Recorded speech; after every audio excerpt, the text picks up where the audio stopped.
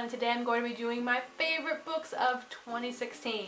Better late than never, right? So the first two books on my list are duology, and I know that I've talked about them enough on my channel, but I'm going to talk about them one more time, and that is The Wrath in the Dawn by Renee Ahdieh. These two books just really blew me away. The length is perfect, the writing is just clear and crisp, it's elegant, it's flowery. I just really enjoyed the story. I liked the whole Middle Eastern setting. I never read a book like that before, so it was definitely refreshing. And expectations weren't really that high when I first started out. I literally bought it because eye candy. I really appreciated how the ending is actually satisfying. I had just finished reading a trilogy where the ending just disappointed me, just really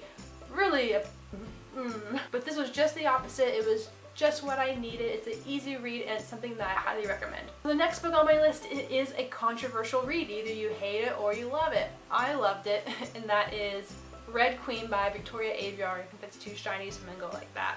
I read Glass Sword as well, but I definitely enjoyed Red Queen a bit more. Glass Sword just felt like too info dumpy at times. My eyes would just glaze over, my mind would be somewhere else. The ending of Glass Sword just punches you in the gut, and so now I'm really excited for King's Cage, even though I didn't necessarily enjoy the second book. But yeah, I feel like the series is going to be pretty interesting. I'm not sure where it's going to go. I can see it ending in a terrible way, but I have some hopes for it, and I'm going to keep an open mind. So I'm realizing that I'm into this whole royalty slash fantasy phase because the next book on my list is The Queen of the Tearling by Erica Johansson. When I picked this book up, I hadn't heard anything about it. I saw it in a used bookstore, thought it looked pretty interesting, and I'm glad I didn't know much about it because the reviews are kind of mixed with this one too. I really enjoyed myself. I loved how the world building was spot on. The character development is excellent. The heroine, she is by far one of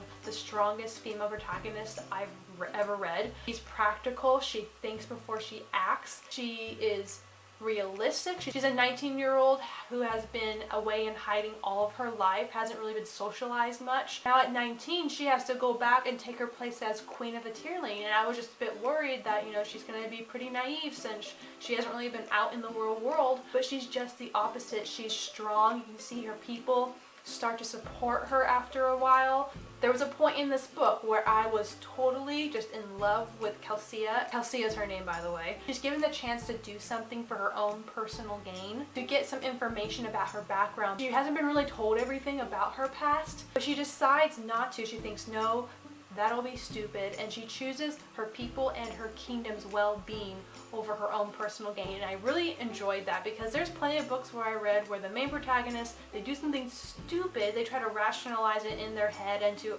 others, and you're just thinking like, what are you doing? This is gonna totally backfire. I can totally see this coming. This book didn't do that, and I really enjoyed and I really appreciated that that trope wasn't there. For those who don't really like this book, they say that it's boring, but I didn't find it boring whatsoever. There's a lot of world building, but it's very clear, and there's a lot of character development, and you really start rooting for your characters in this one. So I haven't read the second one yet, but I'm excited to get to that. I'm a little worried because the third book came out and the ratings aren't looking so good. I'm trying to keep an open mind.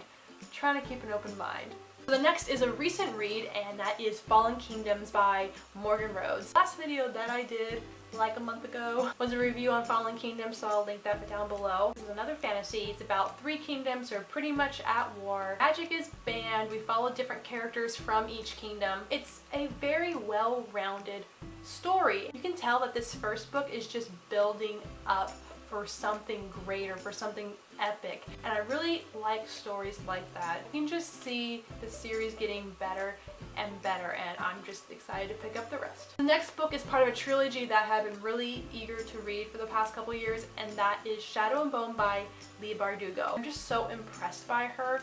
Her world building and her writing is just spectacular. You really get attached to certain characters. There's characters that I don't like whatsoever. I did read the rest of the trilogy, but this one was by far like 10 times better in my opinion. I can see myself definitely rereading this one. So these last 2 books on my list are like my all-time favorite books of 2016. The Six of Crows duology by Leigh Bardugo. She just keeps on impressing me. Her writing just gets even better in this duology. You can just tell she's growing as an author. What's amazing is how she can take 6 different points of view and make you care about all of the characters. That's rare because usually when there's multiple points of views, there is always that one character that you just kind of want to skip their chapters, but you read it anyway because you hope you don't miss anything. It didn't happen. I enjoyed every person's point of view and I connected to all the characters. I know a lot of people love this duology and I can see why.